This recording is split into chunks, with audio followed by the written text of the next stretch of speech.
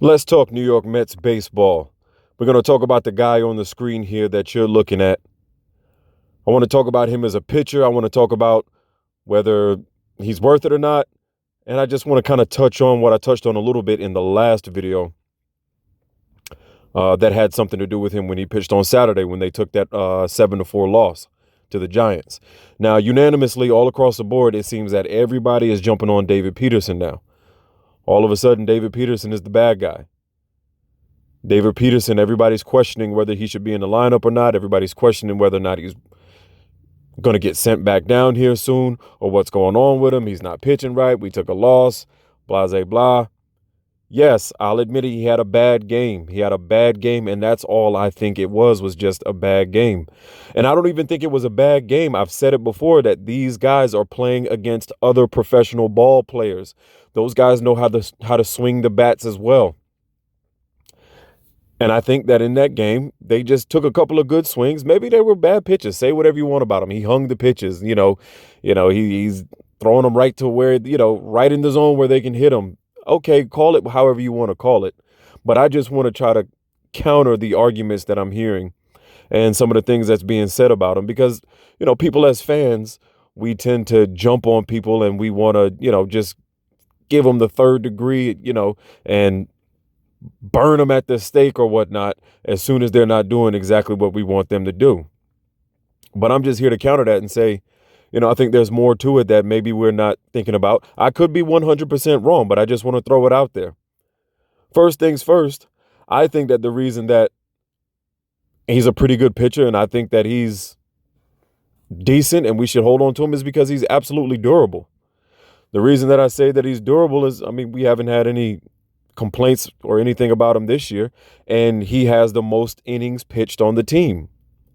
He's at 25.2 innings pitched. He's pitched more than any other pitcher on the team. The only one next to him is Tyler McGill.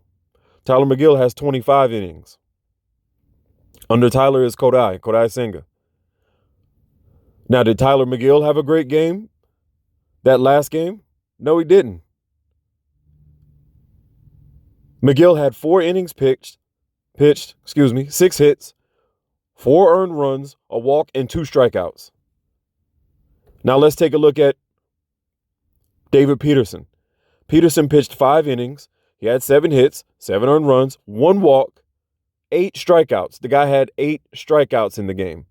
So it's not as if that he was up there just doing absolutely nothing. Now, like I said, I'm just trying to counter the point that everybody else is trying to make that he's so horrible. I think that the problem is that he's the one that's getting the most exposure. He's the one who's in the game the most. You look at these other guys, they don't have, the rest of the guys don't have half of as many innings as he does. Kodai Senga's at 21. Scherzer's at 19. We know what happened with him. Carrasco's at 13. Look at Carrasco's ERA. He's at an 8.56 in 13 innings. We're talking about David Peterson, who's at a 7.36. I'm not saying that it's great, but that's 25 innings pitched. I'm saying that he's probably just a workhorse. And that's why, there's just more opportunity for people to get hits off of him. Here's another thing that, nobody else ever wants to talk about is David Peterson is also leading the team in strikeouts. He's got 30 strikeouts. The next one closest to him is going to be Senga. Kodai Senga has 25 strikeouts. But do you know what Kodai Senga also has? Kodai Senga is also leading the team in walks. He's got 14 walks. David Peterson has 9. Tyler McGill has 12 walks. Tyler McGill also has 19 strikeouts. Tyler McGill has pitched 25 innings.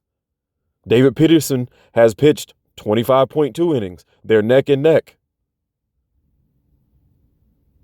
Peterson's got 11 more strikeouts than him in almost the same amount of innings. If not the same amount of innings, you could say that. What I think is, if we would have won that game, nobody would be talking about David Peterson. I think that if those guys would have got out there and hit a few bombs, nobody would be talking about David Peterson. But they need somebody to blame. And so they're just pointing him out. I guess he's not a team darling or whatnot, so everybody's wanting to jump on him or harp on him or whatnot. But it's not as if everybody else is having the most amazing, you know, amazing season, and he's the only one who's, not producing. Kodai Senga has a 4.29 ERA. McGill is at 3.96. Scherzer's at 3.72. Carrasco 8.56.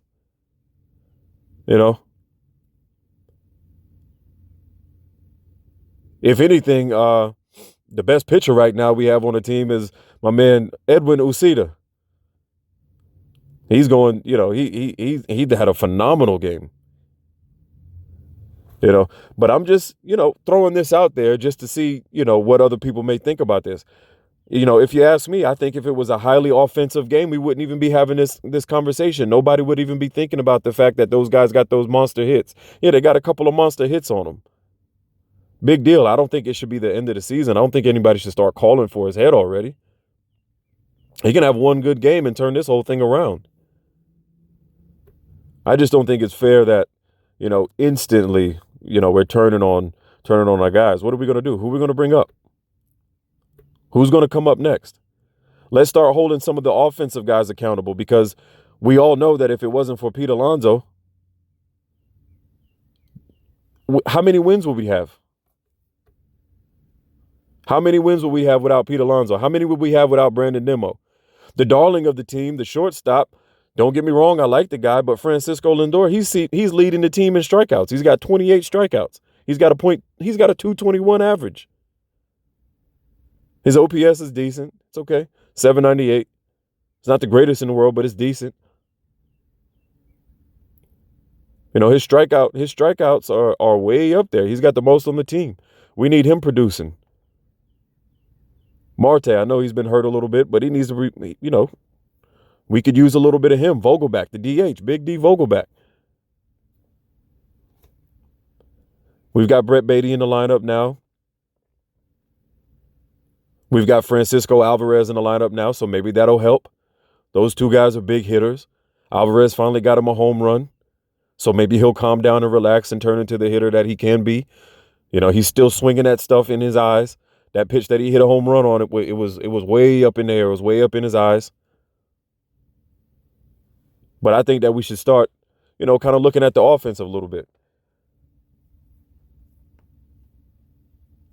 That's just my opinion. That's just my thoughts. I don't think that Peterson is getting a fair shake. That's pretty much it. That's the only point that I wanted to drive home. He's leading the team in strikeouts. He's leading the team in innings. He's the one who's getting exposed the most. He's a workhorse.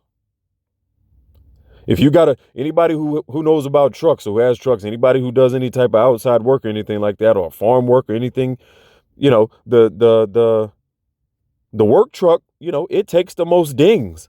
It has the most scratches on it. The nice truck that you leave in the garage, it doesn't have anything on it. It doesn't do anything.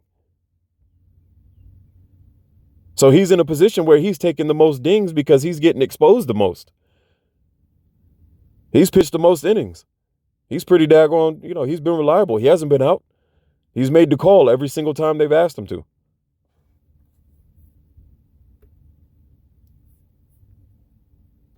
And he's a big guy. 6'6", 240, 27 years old, out of Oregon. First round pick. It's still early in the season. I don't know. I'm just throwing this out there just to see what anybody might think about it. I could be dead wrong. But I think that it's the exposure. I think it's the exposure that's causing him to get the most dings on him. He had a couple those. If it wasn't for those home runs, you know what I mean? And I hate to deal in ifs, but I mean, those 2 home runs, that's what did it. If that didn't happen, we'd be having a completely different conversation right now. I don't think it's time to throw him out immediately. Somebody's got to defend him. Somebody's got to defend our Mets, man. We can't always just turn on them instantly every time that they have a bad game or two. Still early in the season. Let's see what he can do. So those are just my thoughts. I appreciate it. Anybody who's listening or anybody who cares enough to make it to this part of the video, I really appreciate it. All my subscribers, everybody, Thank you very much.